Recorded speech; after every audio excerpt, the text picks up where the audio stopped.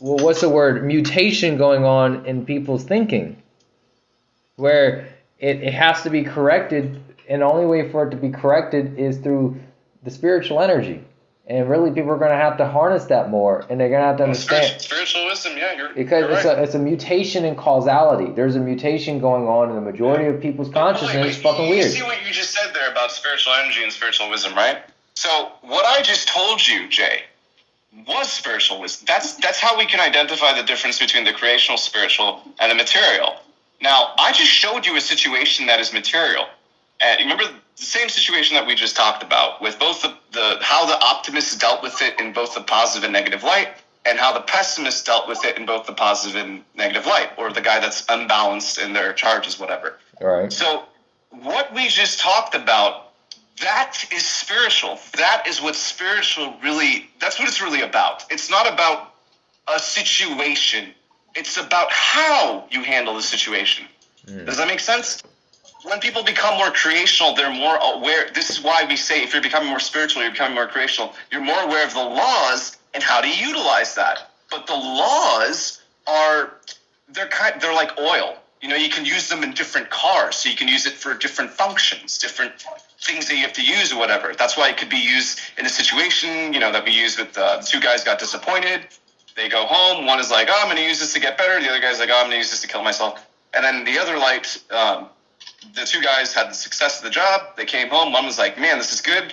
I see that I'm pretty good at this, so I want to keep doing it, and I love this, and I want to keep getting better. The other guy's like, oh, I don't need to do shit. This is the best, blah, blah, blah, blah, blah, blah, blah, and becomes complacent. And that's spiritualism. And the sad part is, it's just that the people in the physical, this is what I've been paying attention to, past impulses and the people that were triggering those, is that people are taking advantage, and they think that they have the ability to take advantage of the material realm and use it for their own selfish ways. But then when they die, they find out what the truth is, and they find out how much of a waste they were giving to the universe, and how it's going to just be thrown away. It gets neutralized. Extreme materialists will face with the truth when they die, but they will face it anytime, because they probably get it in many lifetimes. But you conflate the Siths like people. They know the truth. Ones that are purposely Now that is an evil that, I gotta be honest, that is true evil. When you are actually aware of what's going on, you're using that. I mean, I just don't feel that is real spiritual evolution. I feel that there's either they're rejecting their impulses, or they're just not that spiritually developed. They might be developed. What about the Giza intelligences? That's exactly what I'm referring to. They're fairly aware of the truth. They were aware of what was going on, and that didn't fucking matter. They filled their hearts with hatred. And they destroyed. It's very sad. I agree. It's very sad. It's very sad. And you gotta wonder what can get people to do such evil things. Hatred. This is what I know for sure. But it could be me in the past lifetimes. Not gonna kill you. Yeah, I know. I'm right there with you. That's I guess why we keep bringing that up. But I think that's exactly why, you know, what we do here at Programming Good Thoughts, the meditative consciousness, the creational ideas, it's so important, because I think that the Giza intelligences, dude, they just filled themselves with so much hate over so many generations that it was literally passed down in their genes. I think that's what happened. I think the same thing with the people from Mu. I mean, that's what happened. The Mu scientists literally migrated away from Earth, spent like 2,000 years on some rock, genetically enhancing themselves, learning assassination techniques, subterfuge techniques. They extend their lives. I mean, they literally, Jesus Christ, they must have had hatred. Yeah, they must have had pretty good understanding of so many things and still be hateful. That's exactly why, Outson. Recently, I've been really confronted with the difference between creational spiritual evolution and material technical evolution. What is the maximum potential point for technical knowledge of the material realm for the human being? Still not really a question that we can answer by a number per se, but obviously you can attain a very high form of a specific intelligence, like let's say idea intelligence or fantasy intelligence or emotional intelligence or whatever. But from what I understand, and from what I've personally experienced, and it could be dependent also on the actual like physical properties of the Earth, of the human that you're using. So in the case of like Earth humans, there might be some caps in some ways, but there's two things to this. One, it's kind of like D&D, where if you put enough strength in, like stat points into a certain stat, it'll start hitting diminishing returns. So you have to allocate to other stats. But this is what I've noticed. It seems that with the higher the creational spiritual evolution, it's like these diminishing returns get pushed back a bit. So you can have more stats in a particular intelligence than if there wasn't as much creational spiritual evolution. Does that make sense? It makes perfect sense. One would have to be more collective in their thinking, because there's a limitation when it comes into understanding spiritual energy and what is the purpose. For somebody to use the spiritual energy in the material realm for what we call evil, it's still a form of confusion, because certainty is not confusion. Certainty is having the absolute understanding of reality. Yeah, but I still sense that people, that you are not really coming to terms that you just need to have a good balance between the psychical and the physical knowledge. And still with the mind over matter principle. The material and the technical skills Yes, and knowledge yes. and trades, of course, but without that, we obviously need the creational.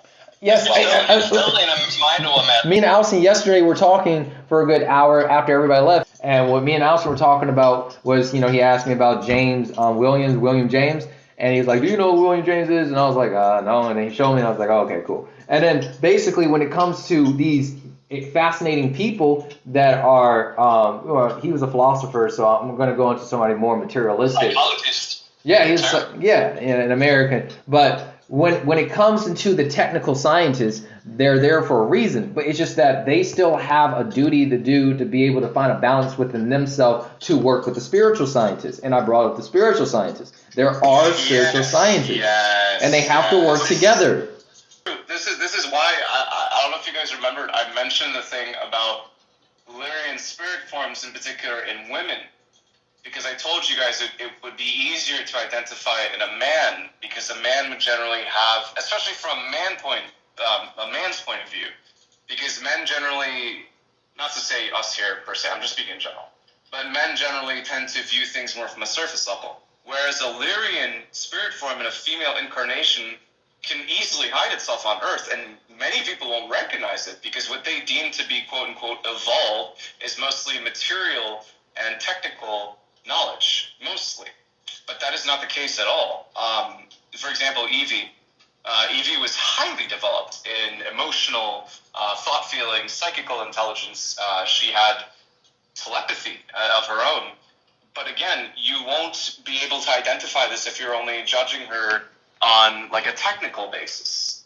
Evie has a Illyrian spirit form, so she's obviously more developed than most people here on Earth.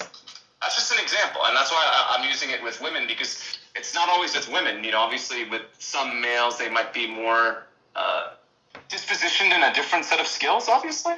So the idea is that you do need to have your material skills, because even the emotional and the psychical intelligences, they're still material skills. They're still material stuff, really. Still material trades, if you will. If it weren't for William James, who was a quite well-known psychologist, U.S. psychologist from a pre-World War I psychologist, and he was a friend. He was Charles Peirce's friend, and without him, we wouldn't have heard of Charles Peirce at all. And it is as if there was a late Enlightenment period in the West, in the late 19th century, and just before World War I. Then things changed, and our world became more materialist with World War I, and especially World War II. There's some changes over time where at a time science is more psychical and more they have to take into account their mind stuff. And then if it becomes very materialist, and then it moves a little back and forth, back and forth. You literally painted the image in my mind. Oh, now we are returning to that thanks to quantum biology. Now things begin to get funny. Guys, hold on. Alison, literally as you were talking, it was right in my head. Like, you sent the image to me, and it just confirms what Einstein was saying. And that, Alison, is how we can identify what is the real balance from the false balance, because it's just what Einstein said.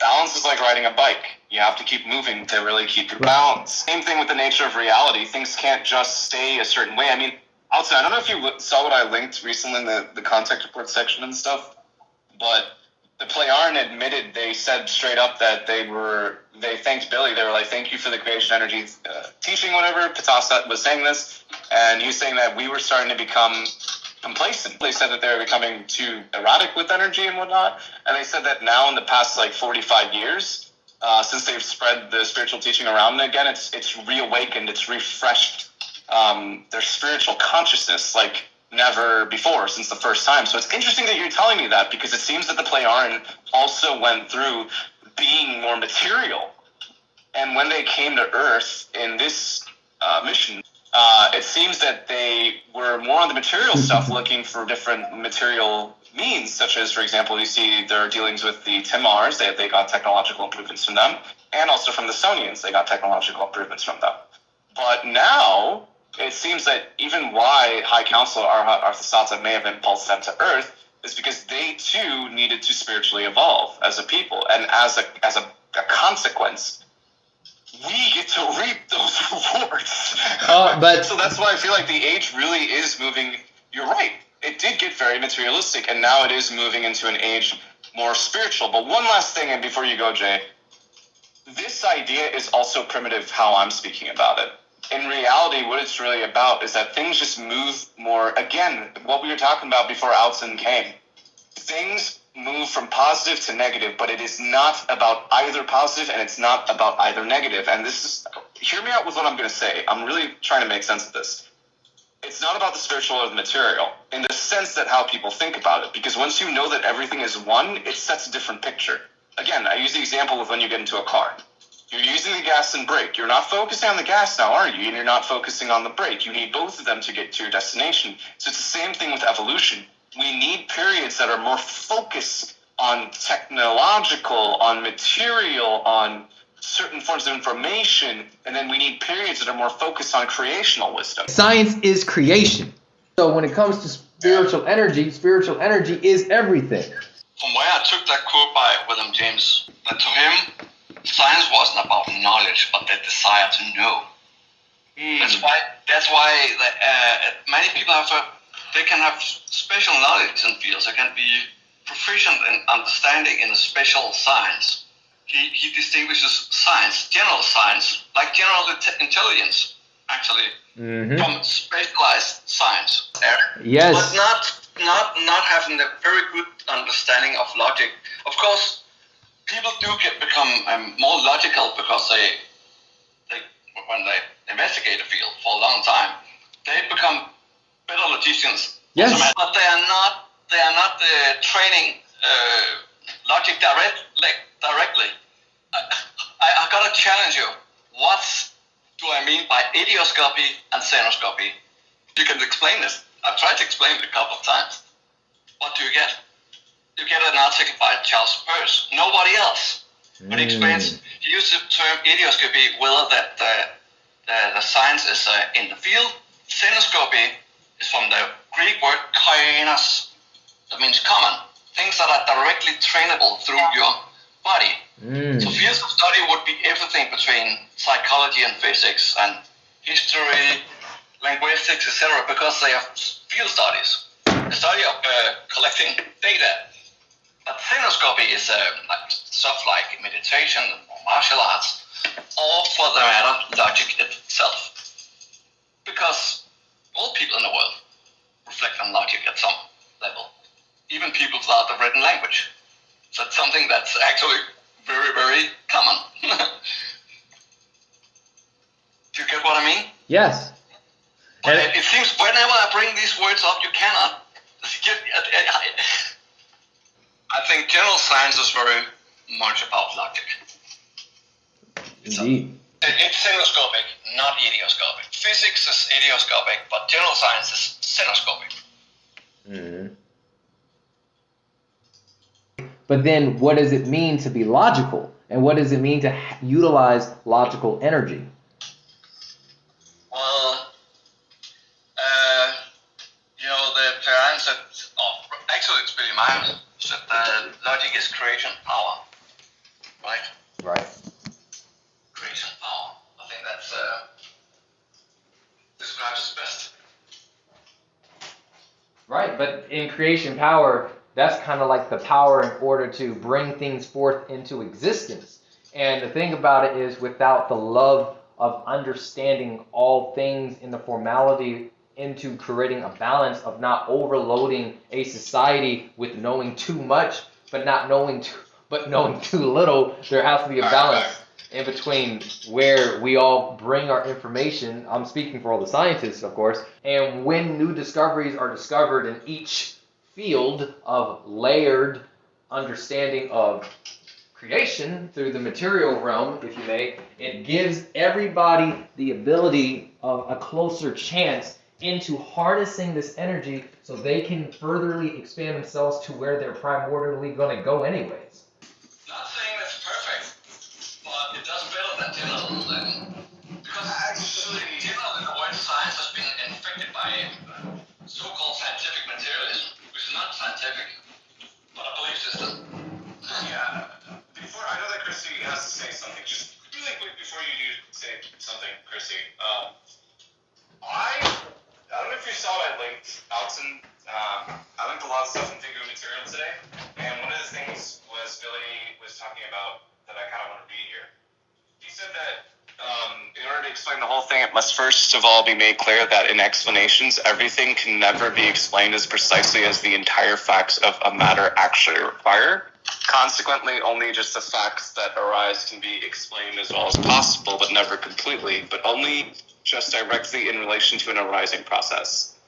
That reminded me of what you said to me about 2 weeks ago. Yes. To reality. But that's why I have to tell you, fallibilism is the most accurate philosophy of science. It says what you just said.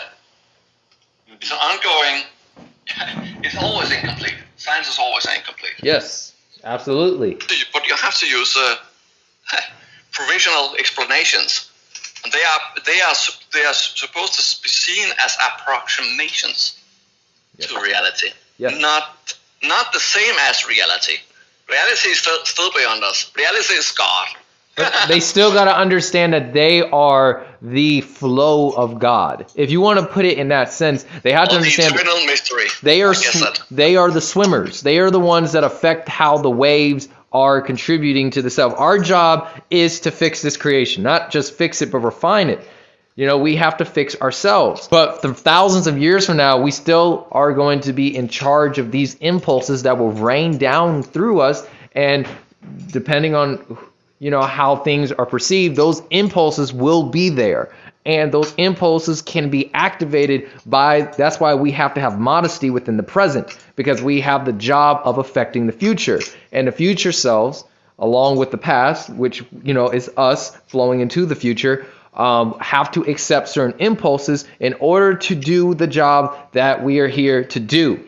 Get with the program. It's awesome. It feels awesome. It's an adventure. It's exciting, but it's still a job. It's still a task. Meditation, it makes you better at feeling impulses. Everybody is exactly the same source energy. This is the important thing that people must understand that gives them the most, like what you said, through the meditation, like a butterfly or a caterpillar becoming a butterfly. It's a realization of a changing through the form of formlessly changing yourself into a greater form.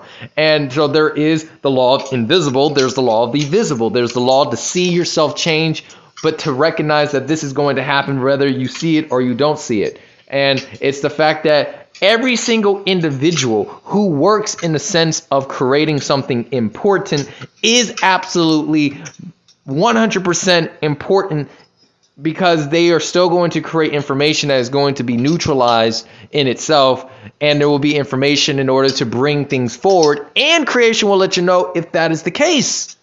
if you are the one that is bringing things forward, or if you are the one that is slacking off. It will give certain, because everybody is a creation. Everybody is a universe. Every animal, every plant, everybody's trying to communicate to each other through impulses. And, for human beings, we actually get to do it in a more literal sense, and we get to utilize the tools as being a human being in order to communicate to each other, to tell ourselves, hey, look, you're not doing it right. But if you pay attention to animals, they do it more instinctively. And if you pay attention to plants, they do it more impulsively. And so when it comes to every single individual, they are equally as important to the other. Doesn't matter if they're highly developed, doesn't matter if they're lowly developed. It just matters about the responsibility that each one takes in within themselves in order to keep themselves drifting forward into a greater refinement. Settling something in contact reports about Bitcoin and stuff. I know that people, especially the boomer crowd that reads that, is automatically going to tell you crypto is bad and everything is going to go to zero. But one of the things that the contact reports doesn't seem to mention is that people have already made profits off of it. Large profits, for that matter. And as a matter of fact, Figu has received money that has come from Bitcoin and from these speculations. So here's what. What I think is that obviously digital currencies are inevitable. The idea of what Bitcoin and crypto represents is the way of the future. However, if it would actually end with Bitcoin, I never personally thought that. It could be transmuted into something else. And that's what I think will actually end up happening, because the player in the past said that there will be digital currencies eventually. These things will take over entirely. But as usual, these things are very disruptive. So this is what I've tended to notice with the contact reports, is that they really don't give everything per se, and you obviously have to do your own thought work. You obviously have to figure out what's really going on. You can't just take things at face value, because again, boomers would feed that and just be like, oh, crypto is bad. But up to this day, we still have people in PSI that are making money off of crypto. And then, Billy also said it too here. Let me just read what Billy said in Contact Report 707. I've been reading a lot of this one today. But Billy also mentioned it too, that they have to keep explaining things, because then, hang on, let me just read this one part. On the part of the questioners, readers, and listeners, which then have to be laboriously cleared up. We also saw this with, guess what? Weed. We saw this with THC, where you have people like Michael Horn thinking that Billy really meant to be anti-weed and anti-THC, but then Renz linked us that other contact report in Druids the other day. It showed us that Billy was saying, oh, no. Actually, marijuana is completely harmless. And he was talking about even the benefits of THC.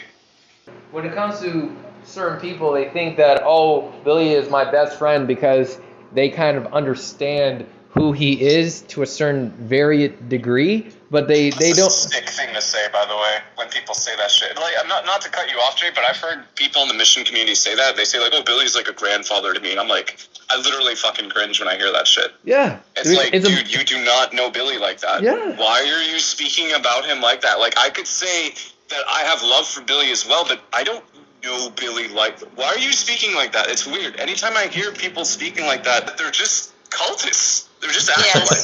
Because they come from religious backgrounds that feel that, because that's what Jesus teaches. You have to love me. Fuck you. If you don't love me, you're going to hell, bitch. Yep. That's what Christianity teaches. So a lot of people come into the creation energy teaching. They come into figure. They come even here in PSI, and they feel like they have to be worshipping or giving themselves, or even with creation, they feel like they need to serve creation, sacrifice themselves to creation. Fucking weird, dude. Yep. It's seriously weird. It is creepy. It is, because we've already proven it on many occasions, Eddie. When it comes to people coming in here with a couple of individuals that I got to see for myself, people don't understand that if you don't create a balance, the ego is very fragile and it's very vulnerable towards itself going into a wild state of confusion and an unfocused effort to what it's trying to even live its life for.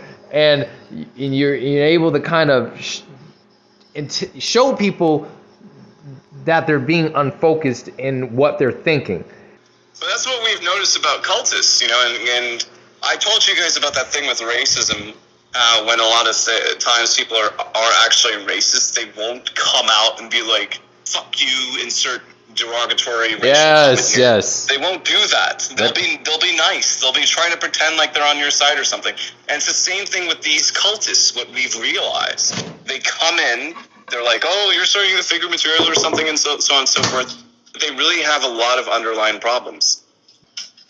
Yes. They won't actually say it. You want to know the best example of it? Patrick. Remember the Patrick that was the fucking king of the small hill on Facebook? That was telling you that shit, Jay? You remember that loser? Yeah. Remember that guy? So, you remember how he was speaking to you? Yeah. At first, he was very emotional, but then he had to clear up his post because he was starting to tilt. And the thing is that did you ever really see him mention how he actually feels? He uses other things in debate. We call this red herring to try to use that for his main point. But people often do that. They won't tell you exactly what's going on, and they will use certain things to bother you. Honestly speaking, I learned that the most from the Meyer cultists. That's the people I learned it from the most. And also church people. They won't actually tell you what's really going on, but they'll be bickering about shit that doesn't matter.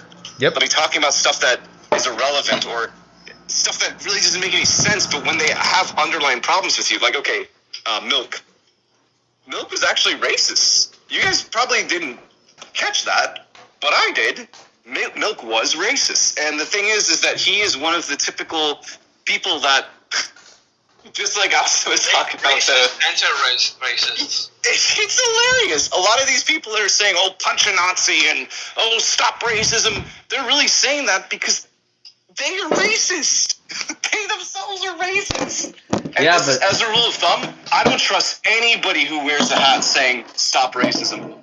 If I see that, I automatically think to myself, "Well, you're probably racist." That is so powerful to be said, but it also proves the point to how mutated things have become on Earth, and how much energy is actually being used to fix the fuck up. There's so much energy that's being used to fix things here because through phantasmagoria, through celebrity glorification of worshiping idolism and all that crazy stuff, through all this music and wrong meditation, just abusing the psyche over and over again to just overpopulate. You have all these issues going on, overpopulation. It just keeps continuing, and then it just gets mutated. It's like a virus. Oh my God. That's why the only true fix, and I keep telling you guys, it's got to be creational. We have to reawaken, just like the Pleiaren themselves. They themselves were getting sloppy. They said it. And we have to reawaken that here on Earth to get things back in balance. It's a repetition. It is a repetition. I hope I remember this in the future. I really want to keep these impulses. Hey, just a trick question. What do I mean by xenoscopy and idioscopy?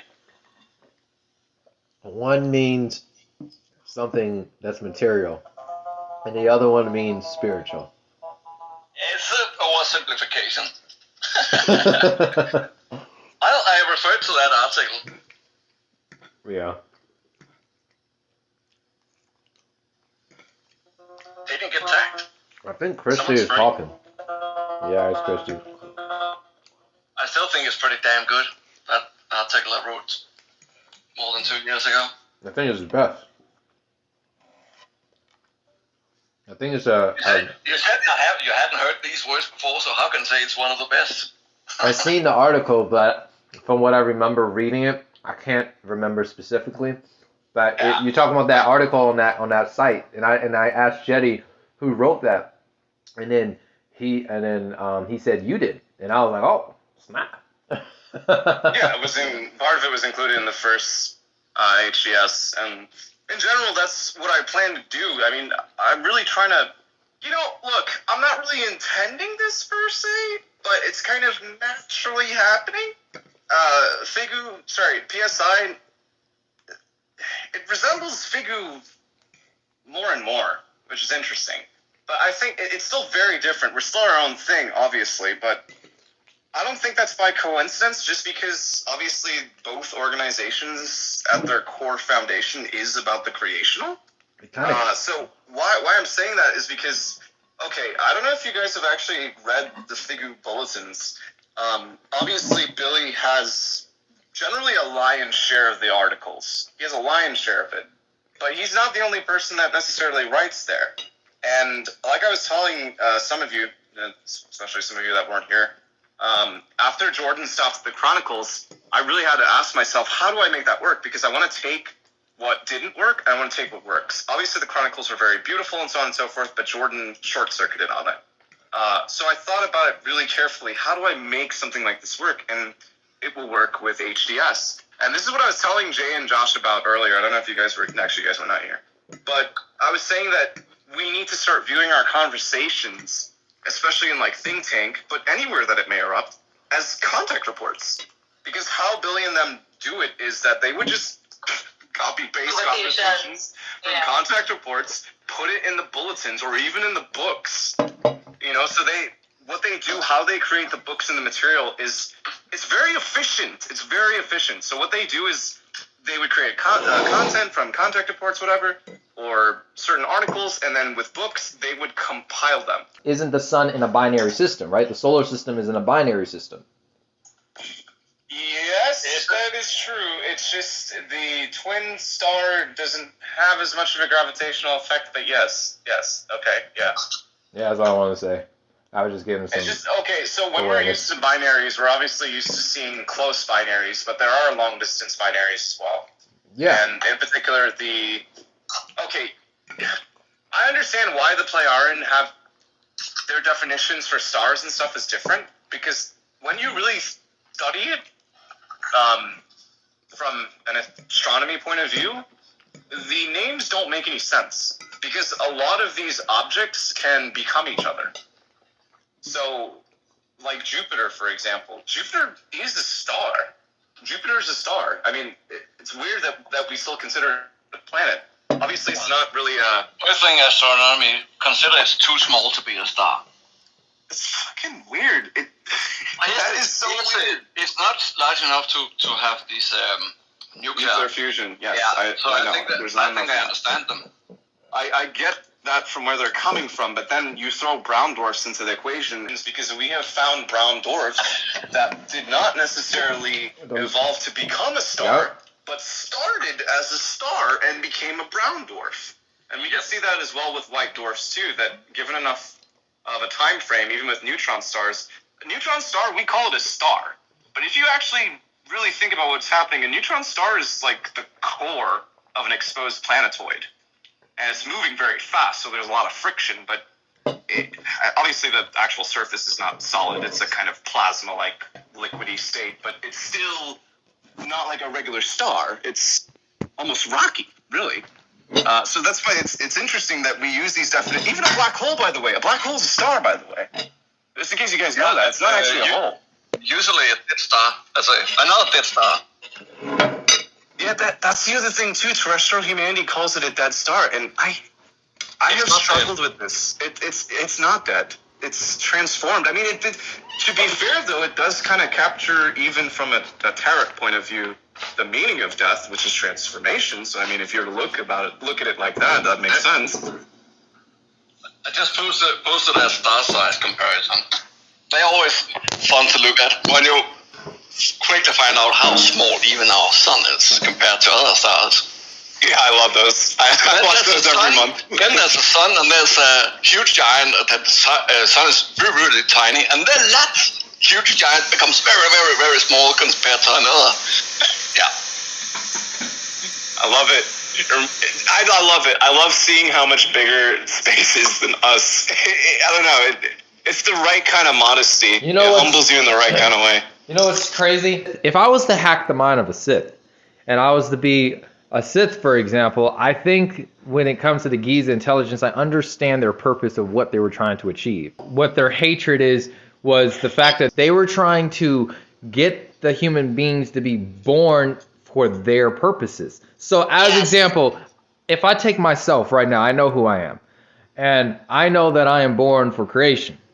And so I live up to those expectations, and I expect a lot of good stuff out of me, and I expect a lot of potential to bring itself into existence. But for other people, they don't expect themselves to be in a potential of what they can do for reality, but in a sense, it's more of they were born to worship an entity.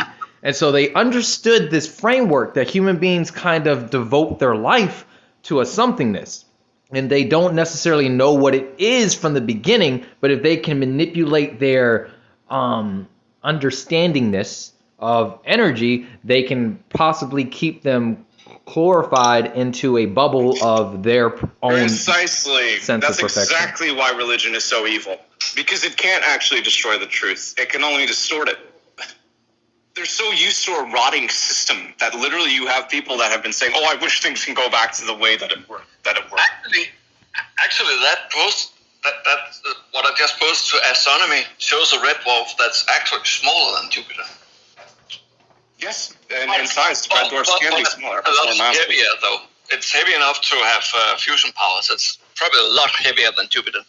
Yes, mass-wise. That's what's also interesting, too, by the way. We see that in nature, that the bigger an object gets, it also gets smaller. It's like the mass, there comes a certain limit. Charizard. I can't say his fucking name, but it's something C limit, right? I can never say his name. That was one thing in physics I didn't like. But whatever. There's a certain limit to object sizes. And the more mass you put on, objects tend to compress more. So in the case of like a black hole, if you wanted to know what the size of an Earth black hole would be, that would probably be the size of a teaspoon. That teaspoon would have all of the Earth mass inside of it. So when you're thinking about a black hole that literally has the size of, say... That's how you divide by zero. That's why we joked about in the physics that black holes... Oh, one of the spots where God had divided by zero.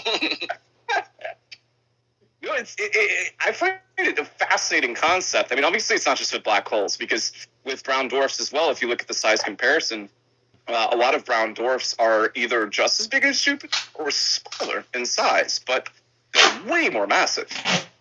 So, Jay, do you see what I mean earlier when I was referring to spiritual evolution is not about like this swelling, like a neo-capitalism, more. Yeah. It's about quality. And it seems that nature does that as well when we look at these celestial objects. They don't just grow in size, but they grow in mass, in internal strength. The interesting part about that is through the adventure of understanding the universe, we have our own information that we have gathered for the purpose of refining reality. That would be the primordial of basically giving the adventure back to the primordial energy. Like, this was a nice adventure, now it's time to go home. And I feel like when it comes to experiencing the universe and it comes to traveling around the universe, and the purpose of us having dreams is the fact that we get to re-assimilate this into ourselves through the dreams. So the purpose of dreaming, which a lot of people kind of take for granted, if you may, is to really use the subconsciousness to re-assimilate different variations to kind of activate impulses through the life to use it into practical use in, creating wisdom. Because the individual would have the experience of meeting extraterrestrials within their dream. So not necessarily it would be a purpose of meeting them, but it would also, in 50-50, would be a preparation. And everything I think that we're doing is preparation. You can consider the entire existence as being that. Even in spirit stages, you're technically still doing that, man. Mm-hmm. That doesn't really stop. Even when you're no longer dying, you're in those spirit states. We're always doing that. It seems it's a singularity. That's why I'm going to say it again. Chrissy, you saw Deep Space Nine. You know what I'm going to be talking about with the prophets, right? Yeah. And how they're outside of linear. Honestly, Jay, watch Deep Space Nine, bro. Deep Space Nine is better than TNG. Seriously. It really, really is. Especially once it hits season 6. Way better. Way better. The reason I brought up the prophets is because they live in an eternal now. they don't live in a linear progression. And I think I've told you guys before that if consciousness is evolution, then you're not just going to jump into a higher evolutionary state. You have to be aware of it. You have to be aware of what is happening. That's the point of consciousness evolution. So the idea, as hard as it may be for human brains, is that we should be thinking in an eternal now. We should be thinking, Jay, just as you said, brother, as a singularity. You're right. Yeah. We really should be thinking as the future, the present, and the past all is one thing. And then that boils down to just a simple question. What should that be? And the answer is your choice. Actually, when I drew that symbol of the singularity, the symbol of infinite singularities, so it's basically complementing everybody. Everybody gets complimented on this. This complements all the forms of bringing forth something that even when creation forms itself to be new, that is also complementing that sense. It's an infinite singularity of refining itself. And it looks, and when I drew it, it looked just like what Billy drew, but it was it's basically taking the infinity sign and copying a version of itself in infinite spaces. And then the point in which all of the crosshairs kind of cross each other is the singularity of how everything comes together, and it's basically it activates a lot of impulses. Right. So hold that thought right there. So remember how earlier I was talking to you about spiritual energy and how it really works, right? Mm-hmm. So what I kept mentioning was that the idea of creation is already perfect. It's only a matter of expansion. So if we're to think of that even in our material existence, this has a profound effect even on the might of thoughts. Because, okay, let's speak some very pragmatic examples. People that are using the might of thoughts, whatever, and we used the example earlier with the two people and how they can handle it in different ways, whatnot. And this is why I guess some people can get caught up and get a little bit delusional. Seth, do you recall our conversation when we were talking about how you have to think that you're already that thing or you're already there? Do you remember that? I think I remember it. The whole idea is that you're thinking that I'm already successful. Right. I'm already Right. Yeah, that has a huge effect. Yes. But the thing is that I really want to speak about this because people can get caught up in auto-suggestions. But this is not about auto-suggestions. When you are saying I am, I am a great man, I'm a writer. Let's do something. I'm a writer. Boom, thank you, Seth.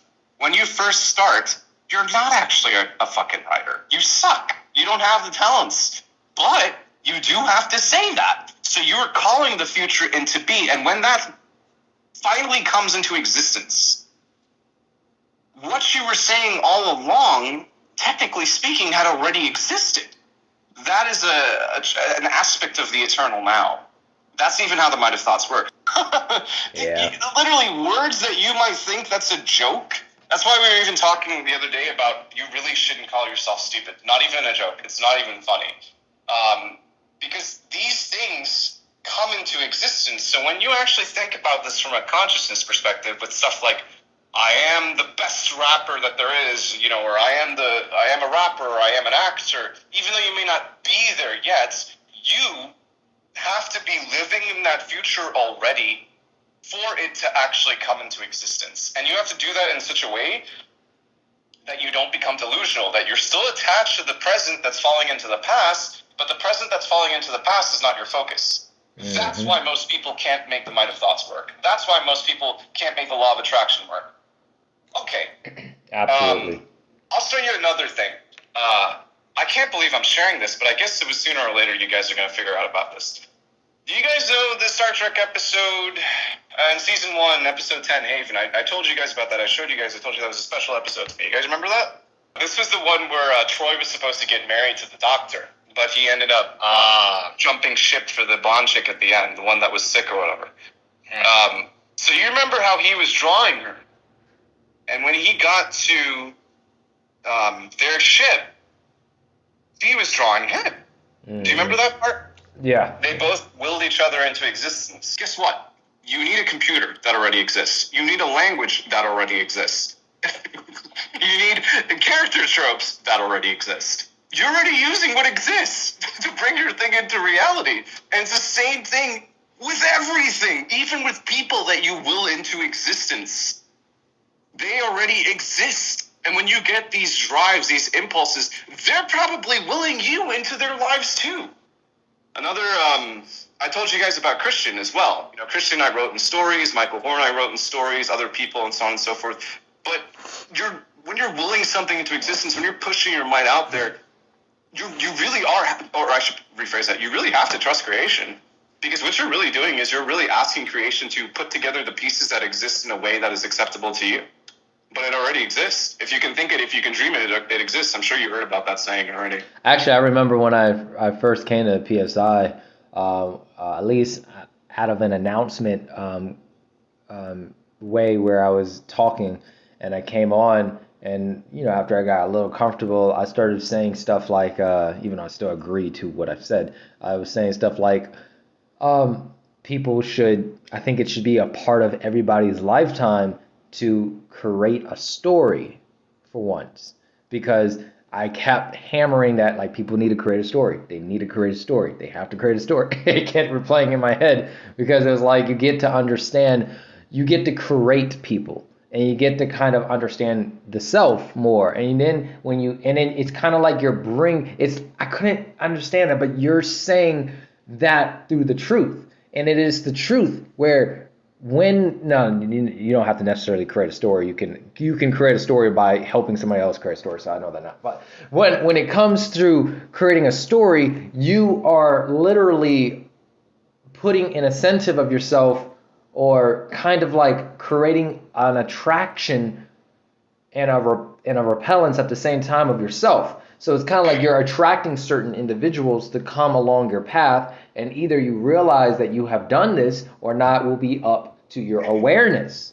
But very good, Jay. Very good. Yeah. Keep going. And so when it comes to the individual creating the story, they will have an heightened awareness because they are the creator. And so as the creator, they will know how to talk to their characters, which is character intelligence. Oh my God, this is genius. The boy does have a very high fantasy intelligence. Oh my God. Okay, what he's saying is spot on. I mean, I can tell you guys, even with using my own stories to meet people from them in real life, the people that I've met in real life from these stories, they have the personality as well. Dude, oh my God, you're so fucking... It's mind-boggling. Even with what you said with the repelling, too, with matter and antimatter, he's also right there. You do repel certain forces in your life that are not applicable to the story that you're trying to create. And here's the kicker. Everybody's already creating a story, even if they're not aware of it. That was the mind-boggling part. That's the thing. Just like how we could say everybody's meditating, even if they're not aware of it, you know, and everybody's doing conscious evolution, even if they're not aware of it. I think dreaming is like an enforced meditation, kind of. Absolutely. That's a good one, Alison. I didn't think of it. I already said that. Well, at least an enforced pit stop, you know? Yes. That's a really good way of thinking. People have to fantasize. You have to fantasize in life. What is life without fantasy? That's like nature's way of saying, okay, they may not get it this lifetime either, but we have to.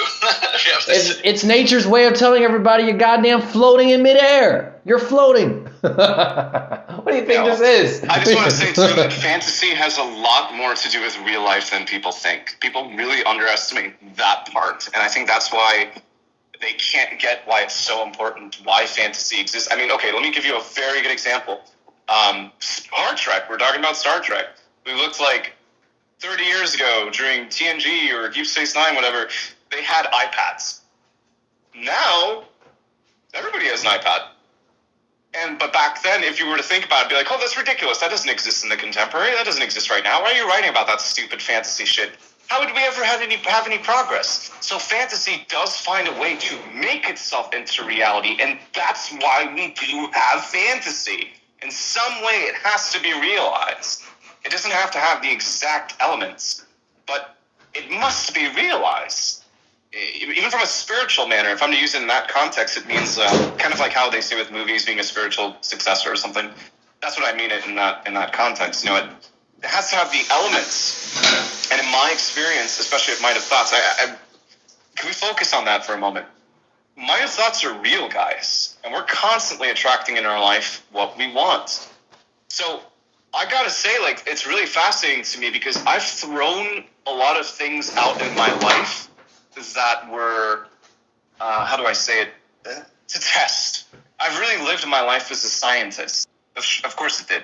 I actually did this with everything else. I actually did this with writing. There was a point that I literally quit writing. I thought to myself, I'm going to quit writing and I'm never going to do it again. I threw it to the wind and I was going to invest fully in crypto. And then the creation energy, inevitably, not even that long after, led me straight back to writing. And again, with PSI2, I threw it into the wind. It didn't start this good. At first, it was very rocky. At first, when this first started off, you know, none of this existed. We didn't have this organization. We didn't have things that are going on. We didn't have publications. It didn't have any of this stuff. So it was me shouting to the wind. And back then, I had to say, PSI is an empire. PSI is a kingdom. You know, even before it really became a kingdom that it is today, I had to say that. Yep. The Might of Thoughts are powerful. The Might of Thoughts creates reality. It's okay. It's just like genetic manipulation. We got if we think about characterization and we keep thinking about where does the ability come from to create the character, and we're going to say, of course, Earth's consciousness block. Okay, so there is a limitation to how much personality can be developed through a human being to from a beginning standpoint. From my point that I'm trying to utilize this information for is to say that for the future human beings, which is ourselves, are kind of like reanimations of personalities that we have created within the present. So right. the fantasizers are kind of creating future humans through basically taking personality and showing creation. Here's a character, use it. Well, I mean, to add to your point, what you're saying there, I find fantasizers, ruminators, dreamers, etc., writers, you know, the whole nine yards. Let's just summarize them as fantasizers. I find that these are the most creational people because they really perform the idea of thought into matter, and that is what the entire creation is based on. I mean, you know, we're talking about all the physics, you know, of nature, of fine energy, of coarse material matter, and so on and so forth, but it follows the same principle. What we're Spirit energy came first. Wait, listen to this. Spirit energy came first, and then coarse material matter. And even the Might of Thoughts follows this principle. First, you think of the idea in your head, and then it becomes real. There you go. And we prove this materialistically, just through pure material, because we can. I mean, you can use the material to prove that is the case. Because if we use the material and we can see that we can take a piece of pen and we can take a piece of paper and we can draw a goddamn picture. I don't know if you remember, Jedi. Before I came down to Trinidad and Tobago, I was learning how to paint, and I painted this picture, like this neon picture. And this had like bright violet colors, and it had two islands, and it had seagulls. Oh yeah, I remember seagulls and a boat. And this is before I even thought about going to Trinidad and Tobago. We go to Trinidad, I meet you, blah blah blah. We go to Tobago. We're sitting on the beach. I'm there with my drone. We're on the second island. There's seagulls all over. There's a bunch of boats in the foreground. And then I come home, and I see my painting. And I see the pictures I took it, and I'm like, this looks like the exact same thing. I mean, slightly different. I mean, I'm on the island, but yeah, that happened. Steph, I'm glad that you brought that up because that was a very special moment. I remember when you called me and you told me about that and the sound of your voice. Yeah, man, that Tobago was literally a dream come true also for Sev. You know, it was something that he was mighting, even unconsciously, into existence.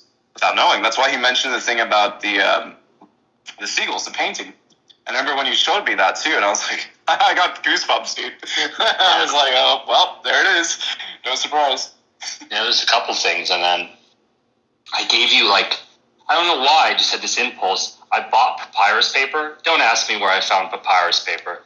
But I found papyrus paper. I had an easel, and then Jedi wrote this really great article on love. And I put it all on papyrus, and I gave it to him. Still have it. Yeah. And there was something else that was kind of like impulse to me about papyrus. And writing on papyrus is not easy. It's because it's all stringed together through these like, I guess it's through some sort of leaf or branch, or some sort of very thick branch, and it's strung together. So it's kind of coarse. It's very rough to write on.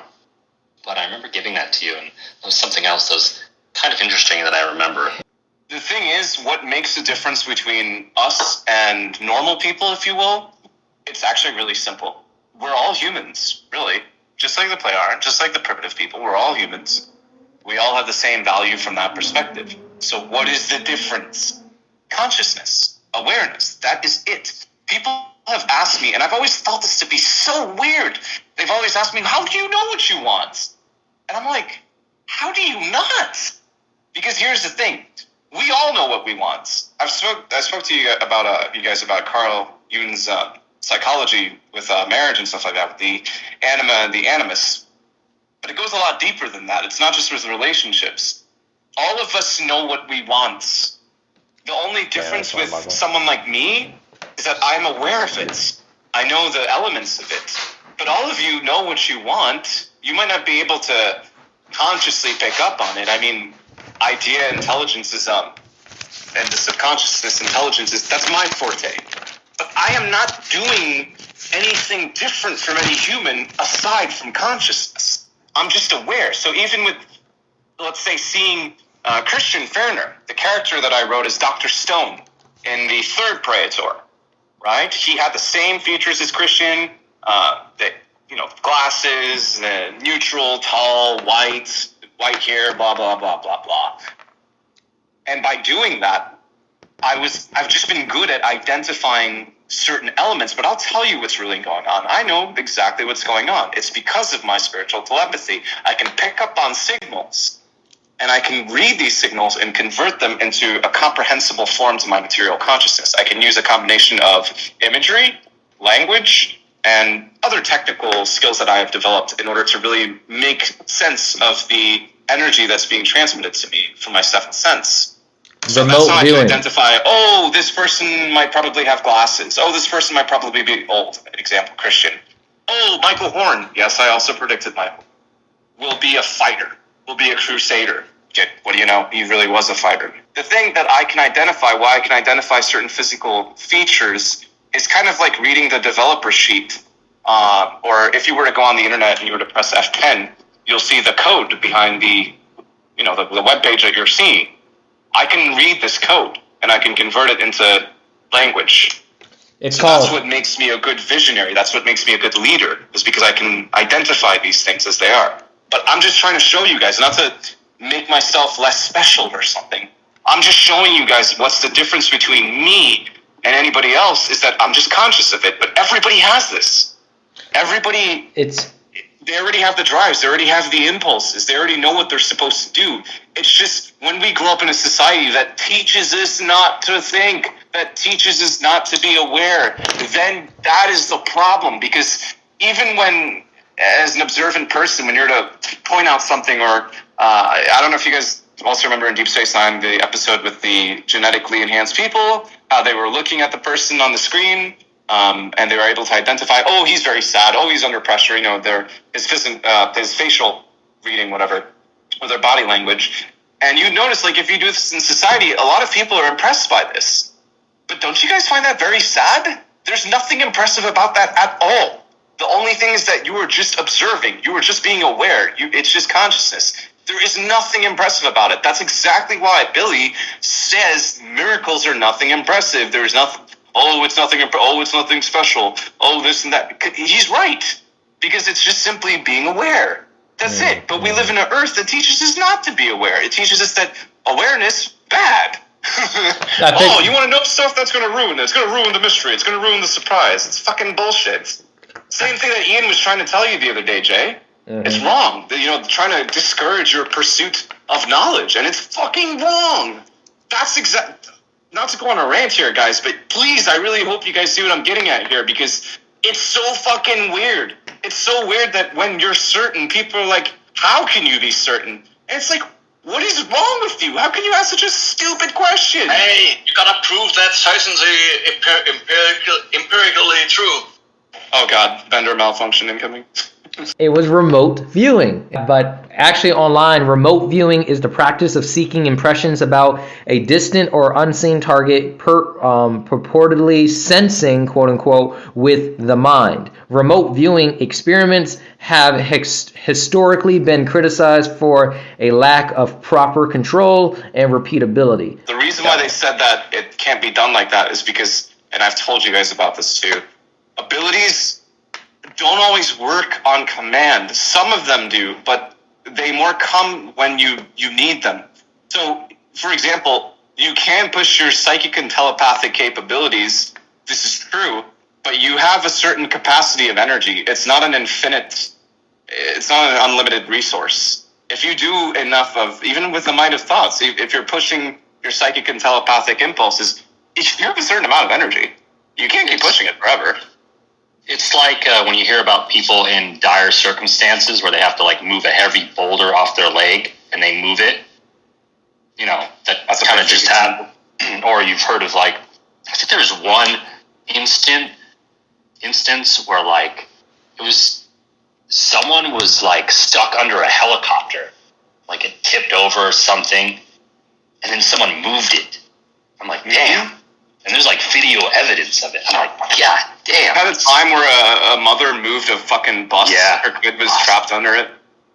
Literally turned into Superman. There's been times where people have teleported. Literally, I'm not kidding. Teleported. Actual like rematerialization through their consciousness forces. That has happened here on Earth.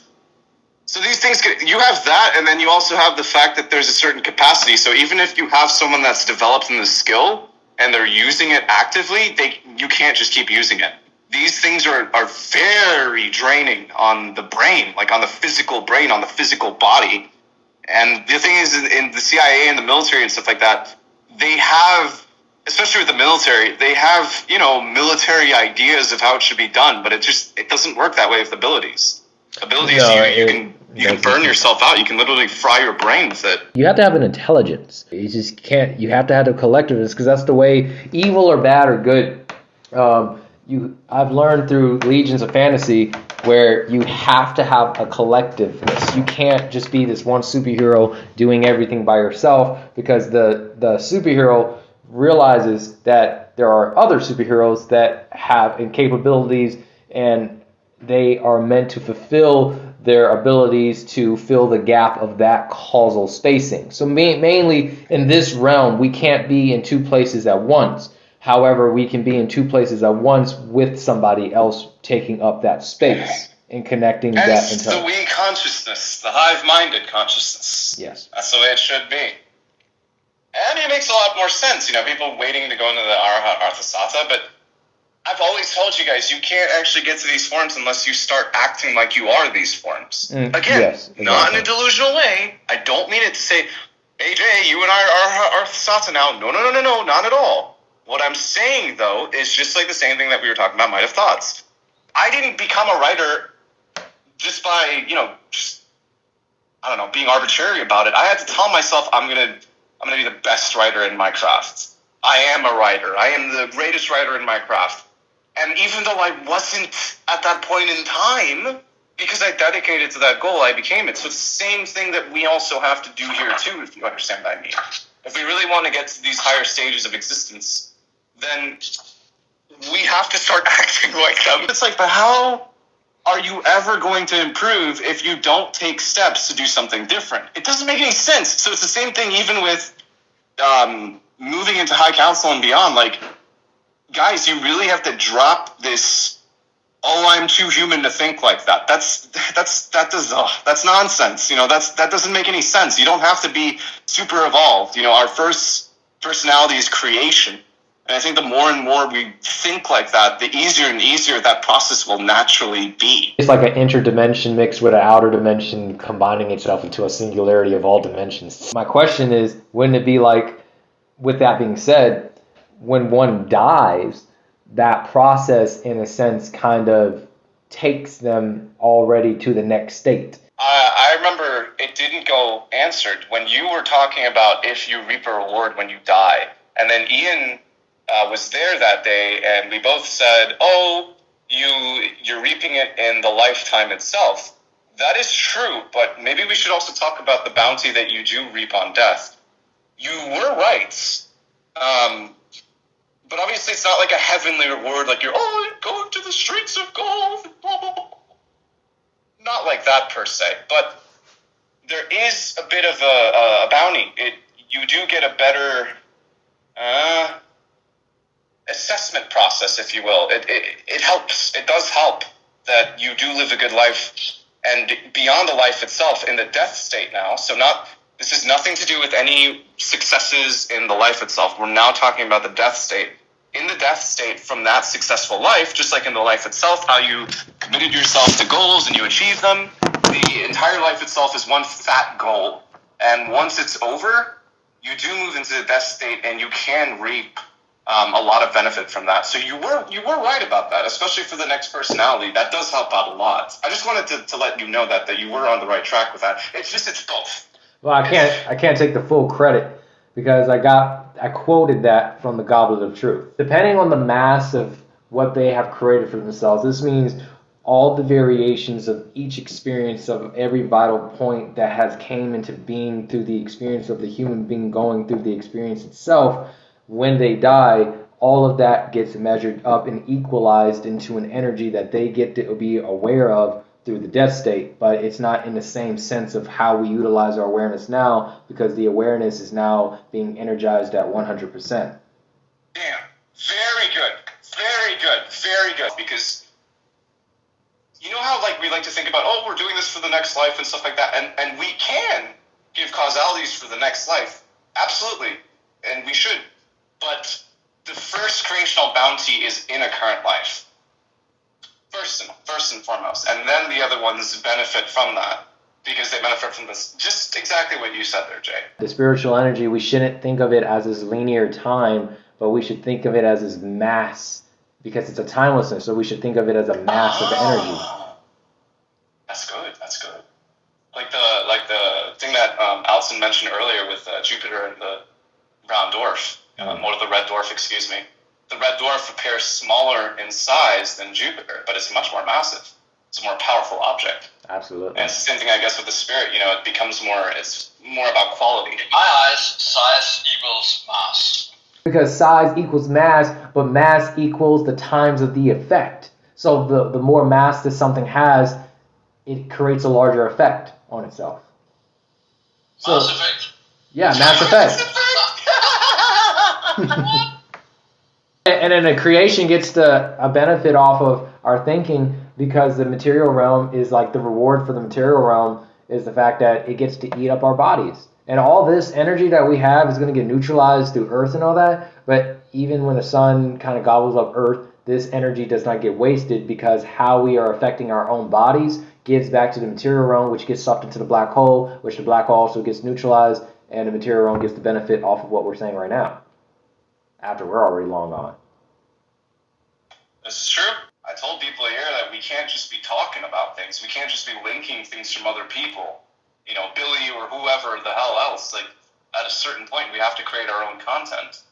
That's exactly why we do lectures. That's exactly why we do the writing, the articles, the publications, the books. It's important. You're absolutely right. That's why we're doing it. And as the years go by, it's going to get better.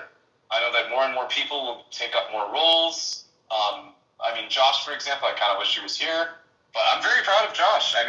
He comes up with initiatives, doing the videos and whatnot, how to get the content out there and have it recorded and safe. And this is really important.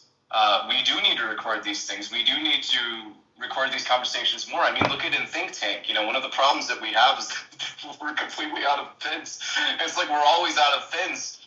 So the only solution to that is to make high developmental sciences, make it into the new chronicles, if you will, so that we can actually capture this important information and have it there, not just for ourselves, but for other people, because we've gained so much benefit from this. Can you guys just imagine how much benefit this will be for people out there? Oh my God. That's exactly why you're right. We should record. Exactly, because think about it like, okay, if we take what's the purpose of Billy riding the writings, and then look what it did to the play Arn in 45 years. I mean, what we're doing. You gotta document. You gotta have documentation. You have to have documentation in order to kind of kiss on the repetition. It's kind of like creating a sword. It's kind of like being a blacksmith in a way. You have to keep sharpening the sword, and you can't just expect the sword to remain sharp forever. It has to be resharpened every now and then. And that's what documentation is for, and it's very important that even when we travel around the universe, we don't get ahead of ourselves and thinking that, oh, nobody can know what we know. We're the originality of the goddamn universe. Because no, there are other there's other extraterrestrials that are also hitting pinpoints too, and that can accumulate. And that's the whole reason why you have a creation, because it's not all about just one. It's about everybody working together to figure it out in order to create a refinement juice, a refinement energy towards the whole entire thing, so we can all take each other, to the next, so we can just refine each other, take creation to the next level. We're all ready. Like, everybody's ready. Let's go. And that's the whole point.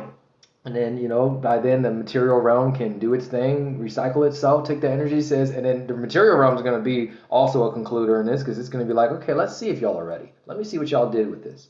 Oh, wow. Y'all really did do a lot of stuff. Okay, I'm ready too. So the materials realm's ready, and everybody's ready to the next stage. It makes absolute sense. Everybody's working together. But we have to help each other, because in the past, what kind of happened is I think certain individuals in the past got ahead of themselves, and we kind of used certain information into thinking that it was impossible for others to do the same. Well, if I'm to be honest with you, and this is a truth that a lot of people find hard to accept, but it starts to make a lot of sense when you factor in the age of the universe. This age of this universe is only 17 billion years old. It's not that old. It's young as fuck, to tell you the truth. So a lot of the old Ishwishes, even in Atlantis and Mu, what Christian told me, because I asked him about this, I said, what's really going on here? And this is what he told me. He said that the truth is that the spiritual teaching that we have today is better than it was in the past. And that's a good point, even when we look at what we have today and what we're dealing with. So the universe itself is evolving, even incarnations of highly developed people. Now, what do I mean by that? Let's look at the Ishwishes of the past. The Ishwishes of the past are never going to be on the same level, if you will, as the Ishwishes that will exist tomorrow. And there's a simple reason for that. I mean, okay, look at someone like Einstein, right? What Einstein had to do with his typewriter, with the pen and paper, we won't use now, but let's say about 700-800 years from now, a lot of people will have a lot of his knowledge. Not everybody, because even then he's still really ahead of the time. You're opening up a lot of impulses. Let's say about 2,000 years from now, then. That's a little more fair. A lot of people will have his knowledge more standard. It'd be standard. They won't have necessarily all of the complexities of his knowledge, but it would generally be more standard. So the humans themselves would be more evolved.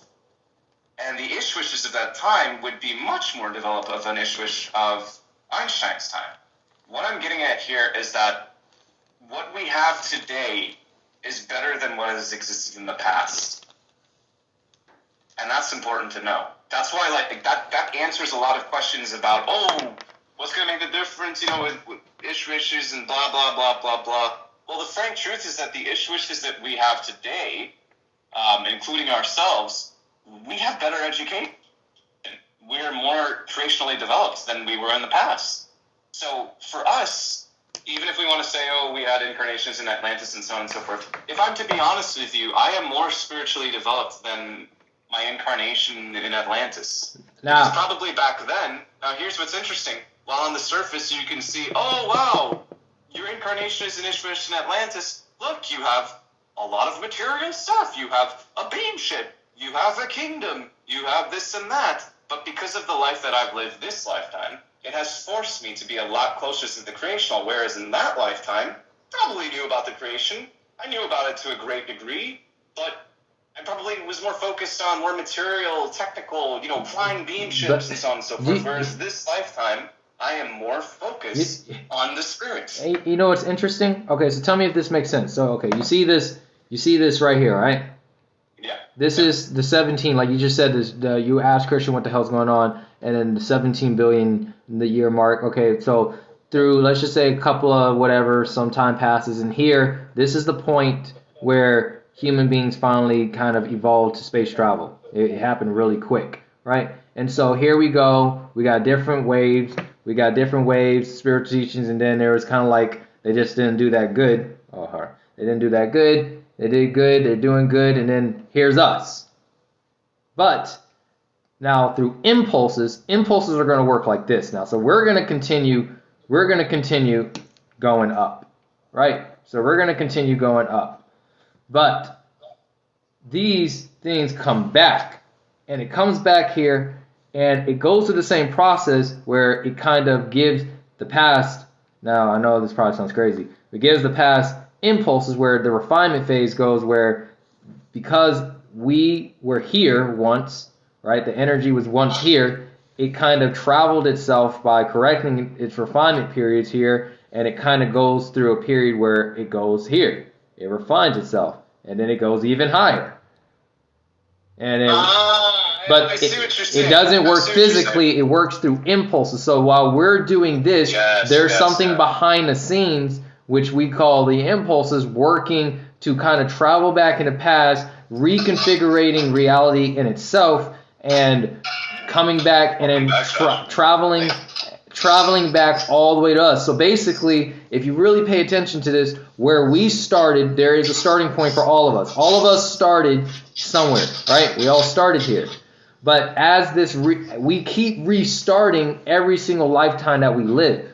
So, or every single second that passes, we are literally restarting this pinpoint and creating a higher frequency so we can keep going the same direction that we're going. So our present awareness is here, but we were once here, but because of our present awareness here, finally reaching this point of where we're at, it's impulsing the past to impulse the future in order to keep catapulting itself towards a greater refinement. Actually, what you're saying, it may sound confusing, but I do understand what you're saying because it makes, and for those of you who are confused about what he's saying, Jay is also talking really about the spiritual time configuration, which is not linear, and it does work in a bit of a helix spiral. So what he drew there with the waves and stuff, that is accurate, and I do see what you're saying because the present is always a singularity between all states. That is true. So the spiritual teaching that we have today does influence the past, but it's not necessarily a past that we can go back to because that past is not necessarily materially connected. It's more of the spiritual nature of time, because the spiritual nature of time, because it's indivisible, it operates differently. So the growth in the spiritual energy can't be a linear growth, and it's only a matter of pointing the signals more efficiently. So yeah, what you're saying is accurate. Of course, the past and the future do tie into each other, mostly from a spiritual point of view. But the bottom line is that what we have today, because this is our present moment of singularity, this is our present singularity, if you will, is better than the past. Even if we had flying beam ships in Atlantis and Mu.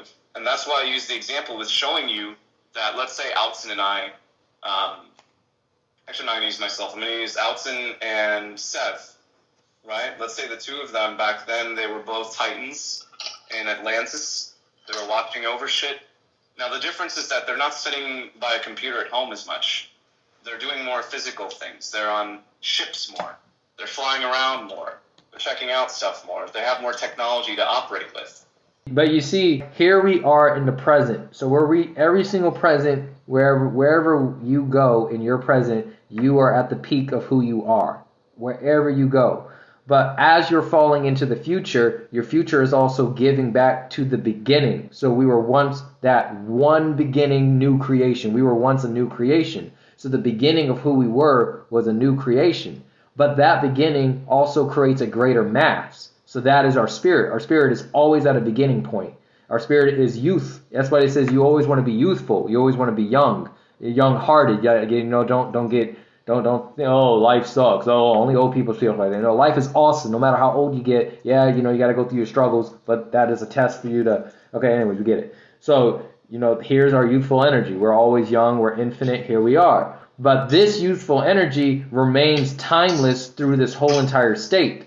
And so this present awareness, through its different processes, it gets to experience a reality where what it experiences processes this stuff back to its beginning, its origin, its primordial start. What I'm getting at here is what Alison was saying earlier, how things move from more material to spiritual, although I prefer more than that. What you should really say is positive to negative. So I feel that in Atlantis it was more on a material aspect. So even though we may have had lives, like let's say Seven and Alton were there, doing their shit, they probably weren't so focused on necessarily making things dedicated towards like love and peace and harmony or spiritual values or whatnot. We were probably more focused on like flying beam ships. Whereas right now we have computers, we have to use what we have at the moment, so we're more focused on consciousness, we're more focused on spiritual. And because of that, even with Billy, because Billy is not, sure, he might take a beam ship trip or stuff like that, but he might not necessarily be in the same, it's not like that this lifetime. So because of these certain, I don't want to say disadvantages per se, but because the focus is different, it's more focused on interpretation and elaboration of the creation energy teaching. And because of that, the elaboration has been upgraded for everybody. And that has allowed us to evolve more. And that's why Christian was saying what we have today is better than what existed in the past, because we finally have the ability to focus on it. Again, just for the sake of diverted repetition, so everybody can understand. Just picture it as if you really did have access to beam ships and stuff like that, like Star Trek. Star Trek is a perfect example. You see in Star Trek that even though these people may have this stuff and they may be living life in utopia, Earth is perfect, not everybody is necessarily spiritually developed. Do you think it's like, I think most of you have played some sort of MMORPG, and if you played one, let's say you pick an Amazon or Scion or something, they'll totally kick ass the first season, and then things will change, the devs will change things, and then you could start a new Amazon, but the skills you allocated are not going to be useful in the new season or the new patch. Yeah. So it has to be upgraded. And just like you remember we played Borderlands, you know how we would kind of have to restart and we'd just get pissed off and Jedi would just like, I'll just upgrade your weapons to level 71 instead of having to redo this whole process over again. That pisses me off. I'm like, why? We did the work. Why do I got to do it all over again? But my point is that some of that gear, some of those things are not useful anymore. So you restart from level 1, and some of those things are the same. You still have to go through these dungeons. You have to, defeat this certain boss and stuff like that, and get your gear. But maybe you have to defeat a different boss to get this new gear and stuff like that. That's kind of how I think about it. It's a lot. Perfect example, because that's exactly how it is. That gun that you were using with the Borderlands logic, in that season it was probably the best thing. It was overpowered, and then the patch notes come up and things change up a bit. So the rules that we had in Atlantis and Mu, what may have worked at that time won't work in the same way. So we have to look at it from a certain degree of relativity, right? So on Earth, with what we have here, we have to look at it from the relative point of view with what we have here. And when you look at it from that perspective, things start to make a lot of sense in regards to our spiritual evolution. So I think that these lifetimes in particular are very dedicated to spiritual and consciousness evolution, more so than lifetimes even in Atlantis and Mu. And it's very interesting for me to say that, but I can say that because, again, I use the comparison even with Star Trek. A lot of these people have things that they don't even realize what they necessarily have, and they might be more focused on the material aspects. Not to say that they're materialistic, not to say that people were materialistic per se, but because they're not really seeing what's in front of them. So they were probably moving to a more material aspect in evolution, and then it's shifted more to spiritual. And, it's like a wave. That's how it goes. So it's not really material and spiritual per se. It's more positive and negative. So Atlantis probably moved to more of that stage at that time. And right now we're in an age that demands more of spiritual. I mean, let's just keep it simple. That's what it demands. Well, yeah. So that's why I think our incarnations have been configured the way that they have been configured. It wouldn't change if we were on planet era, basically. The only difference would be, of course, we would be a little bit more. We would have to be born on Earth and then going through these experiences just to go back to another planet and enjoy ourselves.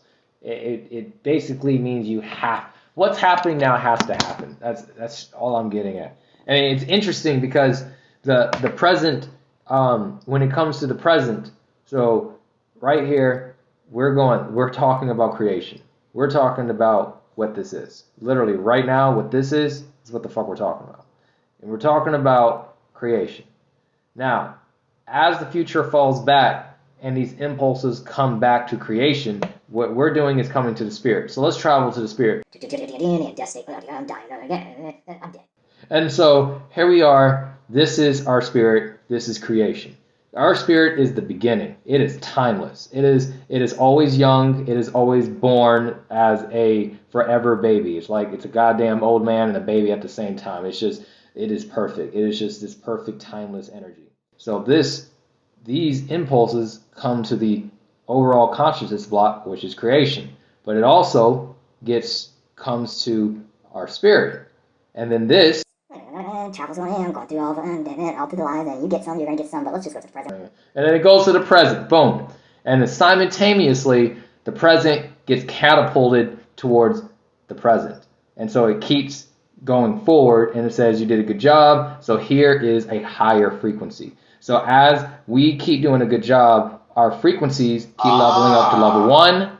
This is where we were yesterday. This is where we are today, and this is where we will be tomorrow if we keep doing a good job. I see. Well explained in your logic. Yeah. Yeah, I can see that. I think sometimes the play R and think of kind of in similar ways too when they're doing their calculations and probability calculations as well, based upon a cause and effect.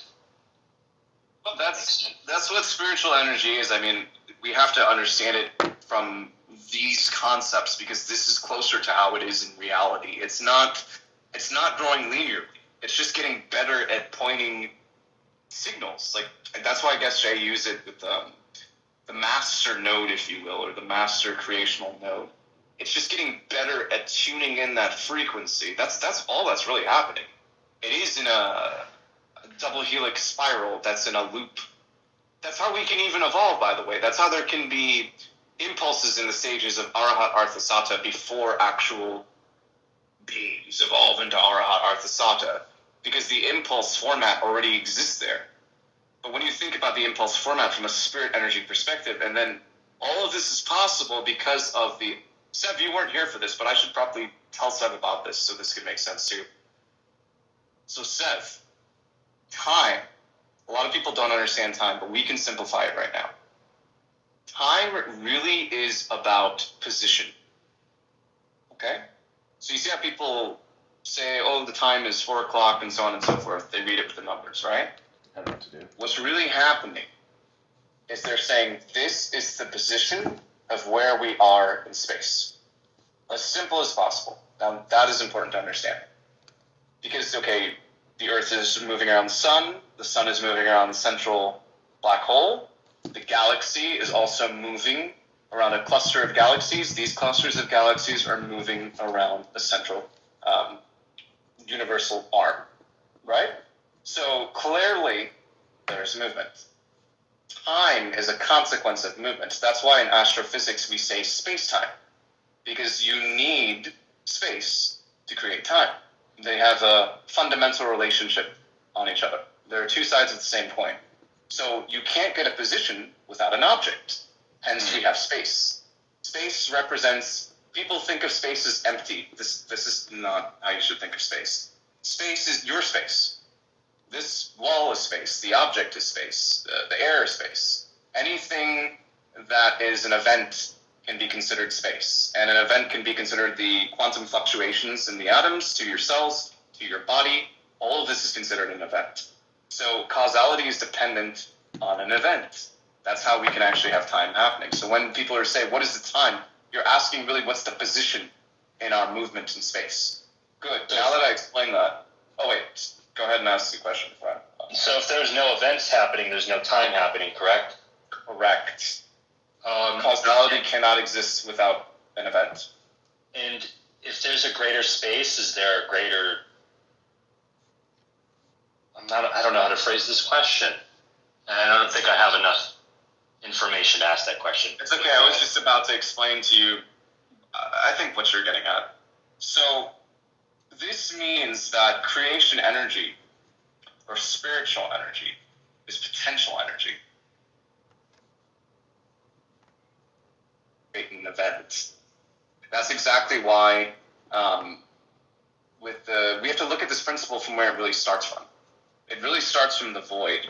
The void can be classified as the event, the eternal event. Right? We don't have to get into, what was the void? We don't have to get into that. The void is classified as the first event, which then created another event, I guess, which Jay drew earlier in the think tank. And this event led to the first causality. The first causality started in the positive-negative impulse that became the being absolute, or the creation from nothing. That's when causality actually started. So causality starts from an event. That's when time actually started. That's when we have movement. We don't have movement in the void because even though I'm to tell you the void is ultra subsurface motion pulses, or to keep it very simple, it's the highest spiritual energies.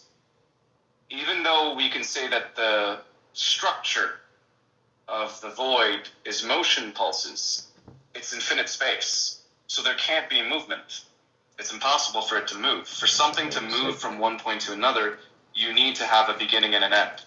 You need to have limitations for movement to actually happen. That's why the void can't move. Kind of like why Confucius is saying that it's all about the journey. If it's all about the journey, then there is no destination. From that point of view, it does make sense. I think that probably went over Billy's head too, to be honest. I think Billy didn't even catch that. But as the years have gone by, I've always been a proponent of Billy's criticism, but I think that Billy had missed it as well. Because Billy and the player don't know a lot of things. Yeah. That's what a lot of people don't understand. They don't know a lot of things. But yes, you're probably right about that. It's probably how Billy interpreted it.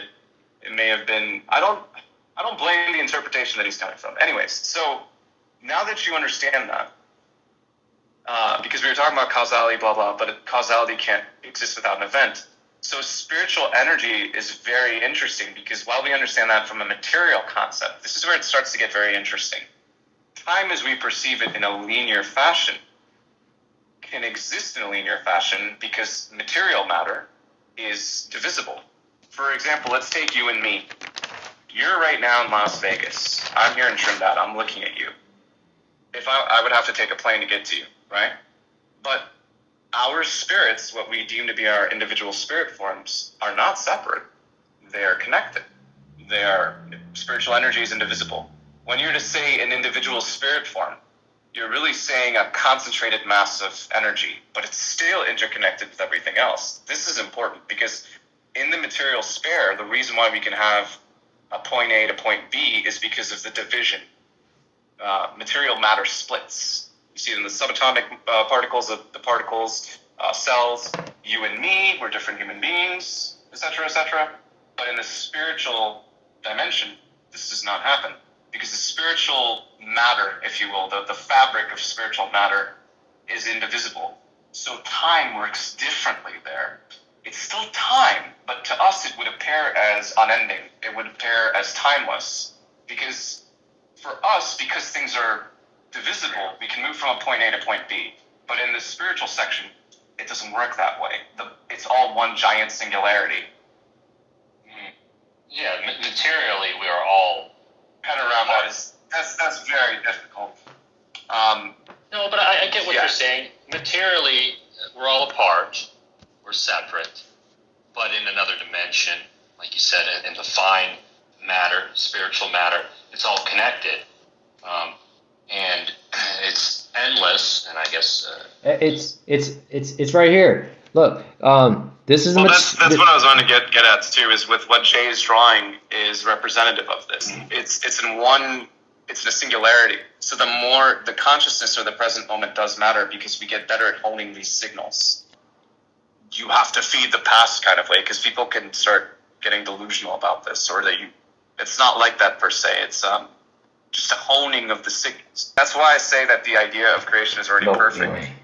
All we have to do is expand it, because that's the truth. The creation energy is already perfect. It's already perfect. It just has to get better at refining it.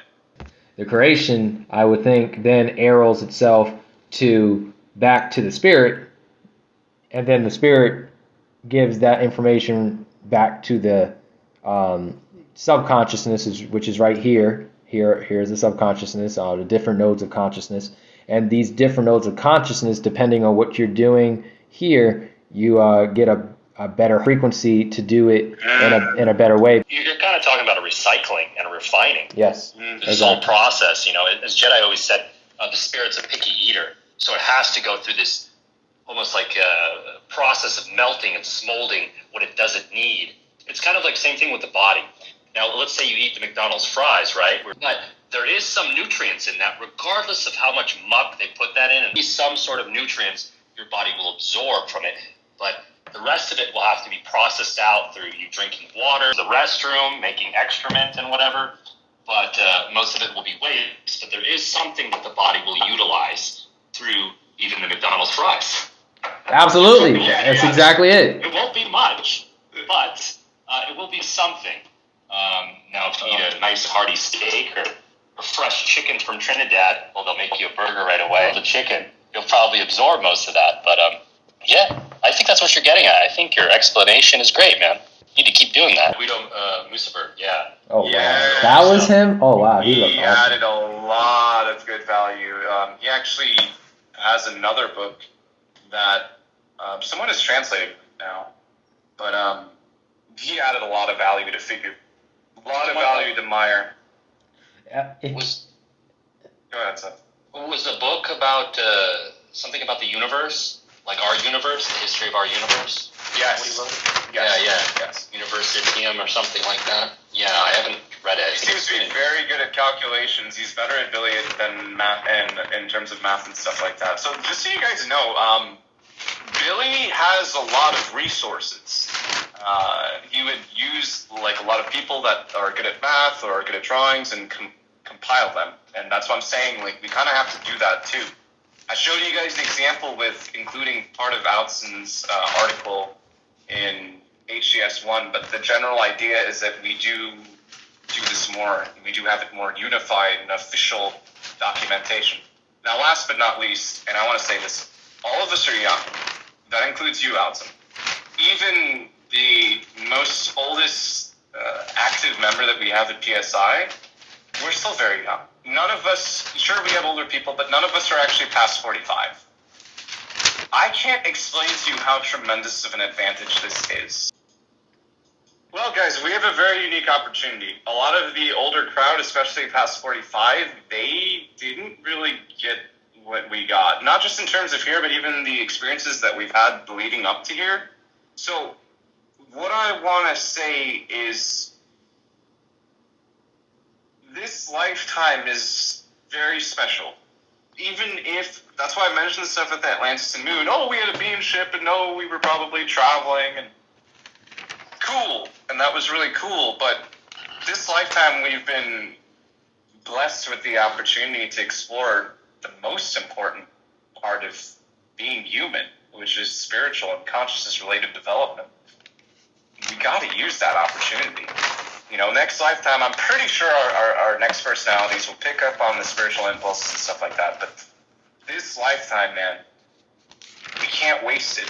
It's because we have such an in-depth understanding of the truth is that we have to utilize that to its full maximum potential. It was kind of a perfect time for this to happen, just because of the collapse of empires and societies and cultures as well. So a new culture has to emerge, because we've seen cultures come up through city-states, through towns, through nations and empires. But this is something totally different, and I think even revolutionary, if I may say so myself, for this to sprout, because it's international. So I think if you think about this in the greater scheme of things, if you think about world peace or something like that, it has to sprout through something like this, and that consciousness block growing bigger and bigger and bigger for everyone else to be a part of that, and those that are not will just be still in belief and delusion, and they'll probably live somewhere in Israel, as it said in the contact reports from like Nokodim, they'll be the last people on earth to still be in their belief ways. I think it was actually in the Talmud. Yeah. Talmud, Anyone if you said read that. Yeah. I remember that. Yeah. Oh my God, Israel. I mean, even what's going on there, that's a disgusting place to be. I would feel ashamed if I was living there. Yeah, I never had an urge to really visit that place. Me either. Never really did. Okay, even if like 1,000 years from now we're out there in space traveling and so on and so forth, and it's good, we're seeing stars, and that'll be very beautiful. And obviously we'll be enjoying that because the spiritual impulses is now. It's just, now we just have such an opportunity to understand the spirit and consciousness. And I just feel like it's going to pay off a lot in this particular lifetime. So we'll accomplish all the goals that we need to accomplish for this lifetime. But it's also going to pay off for the future as well. It's an interesting thing to understand about children, because as we have the ability, especially with the awareness that we have, to kind of probe ourselves back to being a child. That's why we're youthful within the spirit. If a child was to talk to Billy, in a sense, there would be a lot of, like you're giving to the baby, there's a lot of love and understanding to a devotion towards, this is what I live for. And they are confused. They are still in this confused, childlike state. And of course, they are locked in. That's why you teach about when it comes to the program of how people program themselves to be locked in a certain state of confusion. More so where their confusion becomes their certainty. In a sense, for people that are more aware of themselves, and basically PSI people, they have the ability to be able to talk to a child in a sense where I tested it myself. Whenever I'm talking to a child, where he doesn't have to feel like I'm talking to him like he's stupid. I get to talk to him like he's a human being. Like, children are way smarter than people think, man. You see that something's wrong. You know what I mean? You got to see that on some level. If we weren't seeing kids getting smarter, then we're failing. We're seriously failing as a species. There's a logic. There is a logic. There's a logical energy. That's why it's so terrible when kids are exposed to religion and dogmas and politics and, oh my God, even the trans industry that is fucking preying on children, man. It's disgusting. And guess where? In places like Sweden, by the way, they can take the kids away. They can try to take, in America too, but especially in places like Sweden, they can take the kids away. They can bring in a trans consultant to talk to your child. And if you try to stop that, they can take the child away. What the fuck is that? Trans consultant? What is this? That needs to be stopped. Oh my God, it is so wrong what is happening. Spanish Inquisition.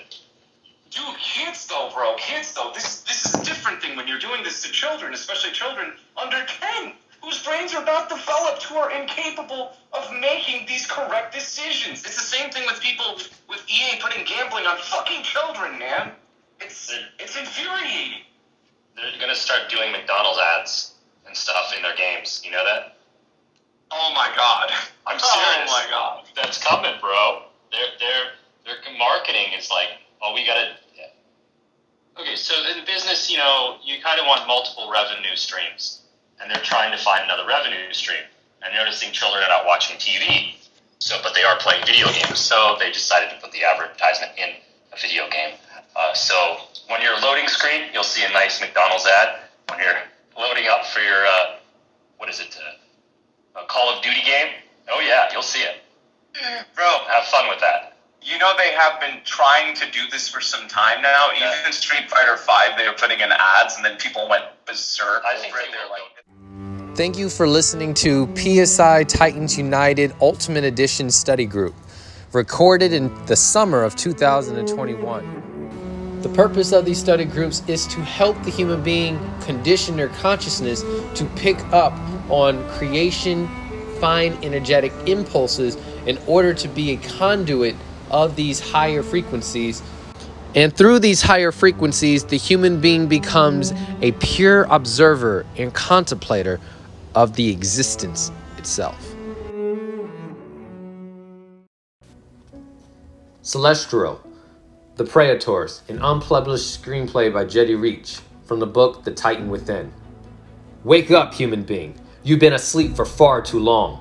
Wake up, you who are great but dormant. Wake up, hero. The journey has just begun. It's time for you to become knowing. It's time for you to become wise. For too long, you've been debased yourself. For too long, you've denied yourself. You tried time and time again to warp yourself in a prideful humility, sinking yourself to the lowest possible abyss, engaging in rubbish, garbage, and mediocrity, masking and suppressing who you are. It's time, hero, you put your foot down and say no more. It's time, hero, you become activated. No longer will you deny who you are. No longer will you apologize for being the mighty, great human being you were meant to be. No longer will you strike yourself with the mistakes you made along the way, for he or she who is without error made no progress at all. The time has come, brothers and sisters around the world, to rise up and know who you are. The bubble of mediocrity fails day by day without certainty in itself, without trust in one, then you are doomed to walk in this world as a sleepwalker, miserable and without purpose. Why do you, who are great, deny yourself time and time again? You do it to please others, afraid of what friends and family might think, afraid of what your lover might say, afraid of how the world looks at you and calls you crazy. Well, this is the same societal bubble that believes in the Father God attending to the problems. This is the same societal bubble that glorifies being mediocre and encourages people to be offended at every turn and corner. This is the same idiotic bubble that lives their lives in misery, slaving 9 to 5, then waking up in the midlife crisis wondering where on earth did they went wrong. This is the same illogical society that preaches hate is better than love, that preaches self-sacrifice is the ultimate high and self-destruction is the true fulfillment. So I ask you, who are you going to listen to, them or yourself? The mediocre or the great? The dormant power is within each and every one of us, and especially to you who have sensed your greatness. To be it, even a little, you have no excuse. If you have the talent, you have the power, you have the knowledge, the love and wisdom, then to you, no more excuses can be given. To you who inherently know the truth about yourself and your capabilities, no longer can you run away from your purpose after hearing these words. The time has come that you can no longer cower from who and what you are. The time has come to embrace yourself. There is no strive without certainty in self.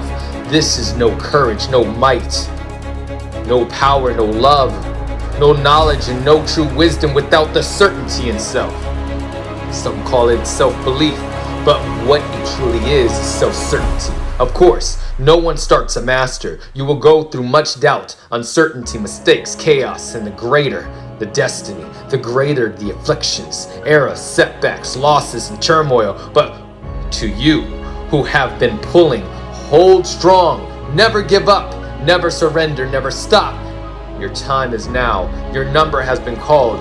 You have to be the best. You have to change the world. You must rise up and put your cape. The heroes, the real heroes, are within us, not in no comic books or movies. We are the heroes. We are the true savers. Us and us alone, and self alone. It begins solely and only through one. One must be assured in their oneness. They must be assured of themselves. The time has come to move away from the crowd of sheep, mindlessly walking into the fire. The time has come for you to rise up. To live a life stripped of purpose is to live as a husk. If you deny who you are for anyone or anything else, then you will never find peace. No matter how much good you try to do, no matter how much you wish to waive your morals and ethics, none of it would ever buy you true happiness and lasting peace, because you are denying the most important principle of evolution. We are made of consciousness, and not only of, before the consciousness evolution, which leads to the spirit's evolution. And thus, if at any point self-purpose is denied, then evolution is denied. Therefore, anyone who cuts their own wings will live the rest of their lives in a shell, bitter, miserable, and without any end to a hellish nightmare they created. 2. You who think you're doing good by denying your capabilities, your strength, and your purpose because it is hard or because the power in you is great, so you worry, then you let it be known that not only do you do yourself injustice, but also the whole world and alas, creation itself. If you have the talent, the capability, and you do nothing to use and improve it, then this is as good as not having it at all. If it's hard and if it's challenging, then that only means you should pursue it. Don't be afraid to make a mistake because mankind cannot evolve without incompleteness. It pushes us to be higher and leads us to accomplish greater and thus gain relative perfection, a state constant flux between the incompleteness and completed, the becoming and the passing, positive and negative. You who just wave your hands in the air and hope some savior would take care of it and hope that somehow in the future it'll get better, and thus that means you get to limit yourself and do next to nothing. Let it be known that there is no future if no hands go towards creating it. No greater peoples, no better technology, no better structures, no better rules, no better love, no better order, no heaven on earth unless it is created, which is why it must be known, not yes, known that the creation has already given us the oneness, the creation, God as it is wrongly called, to come and save us. For you who wait on the universal consciousness, then you have already lost. The creation has already provided us with the part piece of itself, which is all the power we need. For the spirit formed the consciousness, and the consciousness is the tool of the spirit, and thus can be considered the hand of the creation within. We already are the moment of the creation itself. Our greatest gift is creation. We are creation, creating creation and creation, and through creation nothing is impossible. Therefore, the time has come to digest this truth, especially to you who already have the impulses of it and found these words. You know in the back of your head, especially all these years you've been searching, giving your power away to these advisors, friends, family members, lovers, bosses, teachers, priests, prophets, terrorists, astrology, scientists, religions, Father God, mystical beasts, angels, demons, guides, gurus, saints, and the list goes on. Indeed, the time has come to wake up because you've been activated. The world cannot change for the better unless the conscious effort is made for a better determination. We no longer have any excuse on earth to be like deer in headlights because we continue down such a passive, mediocre path, then certainly this world will be destroyed and all of mankind with it. Thus, the time is at hand, brothers and sisters. And may you remember this to the end of time. To the end of time. To the end of time.